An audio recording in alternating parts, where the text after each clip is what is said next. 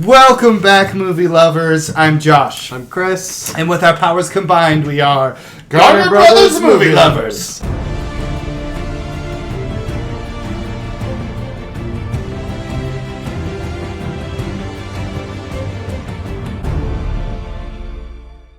Today, we are talking See How They Run, a murder mystery whodunit film about a young constable and a weather detective who are forced to work together on a whodunit murder mystery involving directors, actors, producers, and it's based in the 1950s. The play that the theater actors are doing is a murder mystery by Agatha Christie. Is it a real murder mystery by Agatha Christie? It apparently has actually been playing in the West End of London since the 1950s.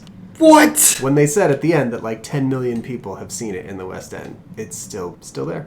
Oh my gosh. Yeah. It's so interesting to me that they used all these real people. Richard Attenborough is in it, and his wife, and I think that Wolf guy was a real guy, and Agatha Christie obviously is a real person, and there are actors in the movie playing real people who are embroiled in this murder mystery that never actually took place. So it's a funny film. It's a funny way to put things together. But I love the way they depicted Agatha Christie. She is so great. She's just like this famously like world-renowned author of the best murder mysteries, and then when in this movie she's just like crazy, psychotic. The film is directed by Tom George. It stars Saoirse Ronan and Sam Rockwell as the police officers. It also stars David Oyelowo and Adrian Brody and a bunch of other people. The music is by Daniel Pemberton, and at the beginning, the music is just cool jazz, like ultra cool, just super cool. But there are several times in the film when the music just swells with dramatic portent, and it's always funny to me because of the way that the movie is. You know, like there are moments when she thinks she's figuring something out, and the music's like, rah, and then she's totally wrong, or you know, at the very end, you know, the way the music plays that scene. It's like Daniel Pemberton knew the funniest way to score this scene is going to be to treat it like it's super, super serious. And so the music is just so big and serious at the end there anyway. What's Sam Rockwell from? He's the bad guy in Iron Man 2. He's like kind of a slimy version of Tony Stark. Yeah, he also plays the president of the universe in Hitchhiker's Guide to the Galaxy. Oh, yeah. He's been in like over 100 things. He's also an American actor doing a British accent for this film, and doing pretty well at it, I thought. I'm not British, so I can't say for certain, but that's true. I heard him talking in an interview about his process. He worked for months on that accent, and he had people record all of his lines in that accent so that he could try and work on all the pronunciation, make sure it was all good. Anyway, he worked hard. And he sounded great, I thought. Yeah. So you should know about this movie going into it. It is a murder mystery comedy. The emphasis is on the comedy. All the tropes of murder mysteries are there, but because the movie takes place in and around an actual murder mystery play, it pokes fun at murder mysteries the entire time. So all the tropes are there, but it's making fun of all those tropes while you're in them. It's a super meta film. Yeah, it's the most self-aware murder mystery ever made. Yeah, which is really fun. Really fun. I enjoyed it a lot. But you shouldn't go in expecting a really puzzling whodunit. You should go in expecting a really funny send-up of a whodunit. Yeah, that's true. Kind of in the tradition of Clue, although it's a different kind of comedy. It's much different than Clue. Because that was an American comedy. This is very much a British comedy. So you have to appreciate that kind of comedy, but I really do. Yeah, it was really funny. All the performances were good. One thing that I really did like about the film was how... we talked about the meta nature of it, but to have a character in a flashback talking about how lazy flashbacks are, how overdone like flashbacks are, or, you know, the next thing you're going to see a thing that says 3 weeks later, and then that exact thing pops up on the screen. 3 weeks later. Yeah. There was a lot of wink, wink, you know, kind of things all through. Anyway, it was just really fun. And I thought that the comedic timing was pretty good. Especially between the detective and the constable. Yeah. They worked very well together. Yeah, they did. He was the straight man and such an eager beaver constable. And it was really endearing, very funny gosh, character. she was so excited to be staking out this place. Everyone, he was like dying of boredom, about to fall asleep. She's wide-eyed. She's just so intense. Oh, this is amazing. I bet this is why you decided to become a detective. This is the kind of stuff you live for. The beginning, he doesn't have any respect for her, and by the end, they've developed a friendship that is pretty fun. It's time for Good, Fine, Bad. Good! Fine. Good. Bad. Ugh. Fine. Really good. That's bad. That's bad. That's bad. That's bad. Everything's perfectly all right now. We're fine. We're all fine here now. Thank you. How are you? Chris?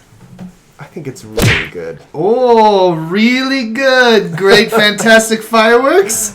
Yeah, I don't know. I don't know if I would go that far, but like calling it good seems like a little bit less than it deserves. It was really agree. good. It was really good. And it felt like it could be this classic that I will always love and enjoy showing to people for years and years and years to come. And I don't know for sure at this point if that's what it will turn out to be, but it feels like it could be. Yeah. So dang it, go out there and watch this movie, because sadly I think it will probably go under the radar for a lot of people. It has not been advertised very much, and it doesn't have a lot of showings, and so it's not a big budget film. It's too bad that not very many people should see it. But if you are watching this video of ours, if you are one of the 70 people who watch this video, you should go see this film. It's a ton of fun. Yeah, very well done. I have some spoilery thoughts. So I love that. So Adrian Brody's character at one point in the film pitches. See, he's a Hollywood director who's been brought in to make the movie version of this play at the West End, and his writer. A play that everyone is seeing. Yeah. That's super famous. Right. And he wants to totally change the end. And the ending that he writes for it is ridiculously bad. The way that he pitches it is just, he goes through all the storyboards, which somehow he came up with. Like, he drew all these storyboards one night. This total good for nothing director guy comes up with this whole ending that's so Hollywood. It's like just a really dumb way to end the movie. And then when this movie ends, it's exactly that way. Exactly the way he wrote it. It's so funny. It is. It's so funny. I loved it. And I loved the end. I loved how this horrible ending that this guy pitches is actually the ending of the movie you are currently watching. And it's not horrible at all. It's hilarious because you saw it all pitched, you knew. Because it's so self-aware. As soon as it started panning, I'm like, it's going to end with the dead butler on the couch. And when it did, I was so happy. I was like, yes. Yeah, it was amazing. So good. And oh my gosh, Agatha Christie. It was hilarious. So funny. Hilarious. Oh God. So funny. She's just trying to kill everyone. She's so murderous. She's so excited to be able to kill someone. She's poisoned tea and then forgotten which cup it is, and the butler just falling over in the background. That's so fantastic.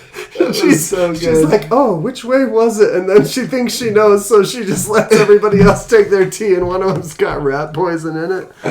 Oh, and at the end when she's screaming, it's like she's about to decapitate that guy who's already dead. Shovel. Yeah.